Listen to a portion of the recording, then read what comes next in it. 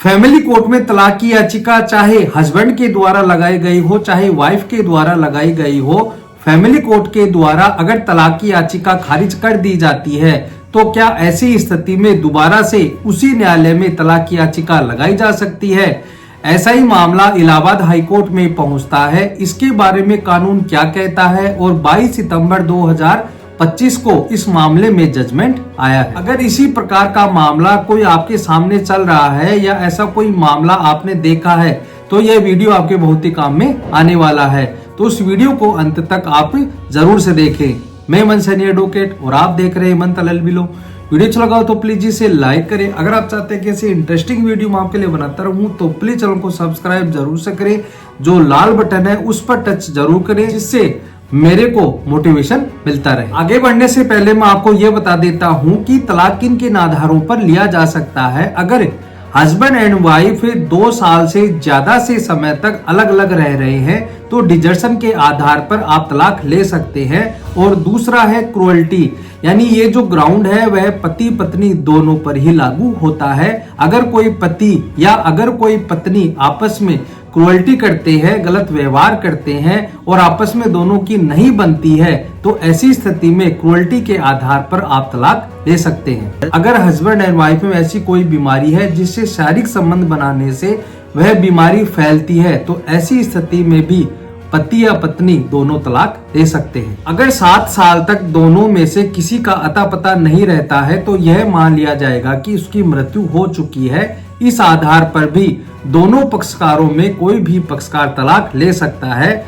इसके अलावा कोई भी अपना गृहस्थ जीवन छोड़ देता है या संन्यास ग्रहण कर लेता है तो ऐसी स्थिति में भी तलाक लिया जा सकता है। तो इस प्रकार से हिंदू मैरिज एक्ट के सेक्शन 13 के तहत तलाक के कई ग्राउंड हो सकते हैं। इसके साथ ही पति पत्नी आपस में तलाक दे सकते हैं। जैसा कि वीडियो के शुरुआत में मैंने आपको यह बताया था कि अगर फैमिली कोर्ट के द्वारा तलाक की याचिका को खारिज कर दिया जाता है तो ऐसी स्थिति में फैमिली कोर्ट में क्या दोबारा से फ्रेश तलाक की याचिका लगाई जा सकती है?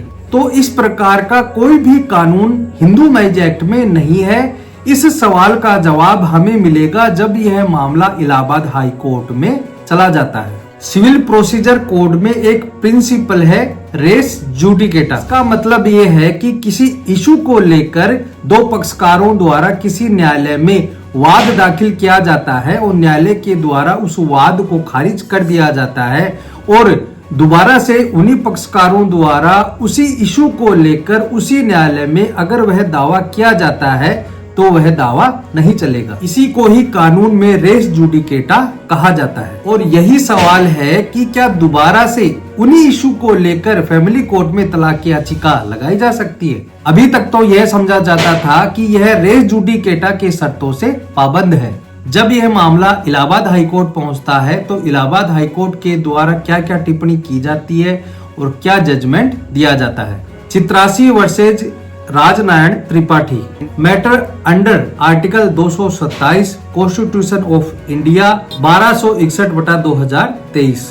और अभी 22 सितंबर 2025 को इसमें जजमेंट आया है। इस मामले में यह होता है कि हस्बैंड के द्वारा एक तलाक की याचिका लगाई जाती है। इस मामले में इशू बन जाता है और इसी दौरान ही हस्बैंड के एडवोकेट के द्वारा ऑर्डर 6 रूल 17 के तहत एक प्रार्थना पत्र लगाया जाता है और संशोधन करने की प्रेयर की जाती है। और न्यायालय में यह प्रार्थना की जाती है कि जिस आधार को लेकर हमने तलाक की याचिका लगाई थी अब उसमें नई परिस्थिति यानी नई बात और आ गई है और हमें एक नया आधार और मिल गया है, इसलिए इस आधार को इस याचिका में जोड़ने की कृपा करें। फैमिली कोर्ट हमीरपुर के द्वारा इस प्रार्थना पत्र को स्वीकार कर लिया जाता है और नई बात जोड़ने के लिए आदेश दे दिया जाता है। लेकिन इस फैमिली कोर्ट के आदेश के खिलाफ पत्नी जाती है इलाहाबाद हाई कोर्ट के पास और वहां जाकर 227 इंडियन कॉन्स्टिट्यूशन एक्ट के आर्टिकल 227 के तहत एक रिट याचिका लगाई जाती है। इलाहाबाद हाईकोर्ट के जस्टिस मनीष कुमार निगम के द्वारा इस मामले की सुनवाई की जा रही थी। इस मामले को लेकर हाईकोर्ट के द्वारा यह कहा जाता है कि किसी एक आधार पर या किसी 2 आधारों पर तलाक की याचिका खारिज हुई है तो दोबारा से उसी आधार को लेकर सेम पक्षकार फैमिली कोर्ट में तलाक की याचिका नहीं ला सकते। वह रेस जुडिकेटा के प्रिंसिपल से बार होता है, लेकिन किसी दूसरे आधार पर वह तलाक की याचिका ला सकता है और वह रेस जुडिकेटा के प्रिंसिपल से बार नहीं होता है। हाईकोर्ट ने यह कहा कि एक आधार पर याचिका खारिज होने का मतलब यह नहीं है कि पति या पत्नी कानूनी रूप से अन्य आधार को लेकर कोई भी याचिका नहीं कर सकते। अदालत ने यह भी संकेत दिया कि विभिन्न आधार स्वतंत्र है और उनका स्वतंत्र मूल्यांकन आवश्यक है। यह निर्णय भारतीय परिवार कानून में न्याय और पारदर्शिता की भावना को मजबूत करता है। न्यायिक तर्क ये था कि धारा 13 के आधार स्वतंत्र है। मानसिक क्रूरता के आधार पर खारिज याचिका, इसका मतलब यह नहीं है कि परित्याग या अन्य आधार पर तलाक का दावा नहीं किया जा सके। प्रत्येक आधार की कानूनी समीक्षा और साक्ष्य का मूल्यांकन अलग होता है। अदालत ने कहा कि तलाक के मामलों में न्याय की प्राथमिकता केवल पहले दावे की सफलता या विफलता नहीं होनी चाहिए। पति और पत्नी को न्याय मिलने का पूरा अवसर मिलना चाहिए।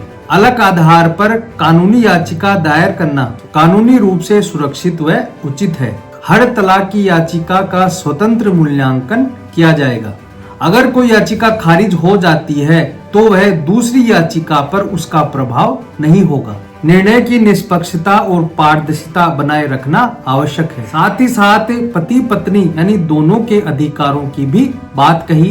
कहने का मतलब है कि दोनों पक्षकार आपस में तलाक की याचिका लगाने के लिए स्वतंत्र है। अगर कोई याचिका खारिज हो जाती है तो वह उसके अधिकारों को किसी भी प्रकार से प्रभावित नहीं करेंगी। और फाइनली इलाहाबाद हाईकोर्ट के द्वारा यह कहा जाता है कि संशोधन किसी भी स्टेज पर लाए जा सकते हैं। नए आधार न केवल संशोधन करके जोड़े जा सकते हैं बल्कि नई याचिका भी लाई जा सकती है। फ्रेश तलाक की याचिका भी लगाई जा सकती है। इलाहाबाद हाईकोर्ट के द्वारा यह कहा जाता है कि फैमिली कोर्ट ने जो संशोधन का प्रार्थना पत्र स्वीकार किया था उसे हम सही मानते हैं। और पत्नी के द्वारा इलाहाबाद हाई कोर्ट में आर्टिकल 227 के तहत यानी भारतीय संविधान के अनुच्छेद 227 के तहत जो रिट याचिका लगाई गई थी, इलाहाबाद हाई कोर्ट के द्वारा उसे खारिज कर दिया जाता है। तो इस फैसले से हमें यह पता चलता है कि अगर कोई भी तलाक की याचिका लगाई गई है और उसे फैमिली कोर्ट के द्वारा खारिज कर दिया गया है तो दूसरी तलाक की याचिका पर उसका कोई भी असर यानी प्रभाव नहीं पड़ेगा। उस तलाक की याचिका में हम संशोधन का प्रार्थना पत्र लगा के भी उसमें दूसरा संशोधन करवा सकते हैं। यानी कि तलाक का कोई नया आधार आपके सामने आया है उस बात को भी हम जुड़वा सकते हैं। और अगर एक आधार पर तलाक की याचिका खारिज हो चुकी है तो आप दूसरे आधार पर तलाक की याचिका लगा सकते हैं। तो दोस्तों आज के लिए इतना ही। वीडियो अच्छा लगा हो तो प्लीज इसे लाइक करें। अगर आप चाहते हैं कि ऐसे इंटरेस्टिंग वीडियो आपके लिए बनाता रहूं तो प्लीज चैनल को सब्सक्राइब जरूर से करें ताकि ऐसे नॉलेजेबल वीडियो मैं आपके लिए लाता रहूं। धन्यवाद।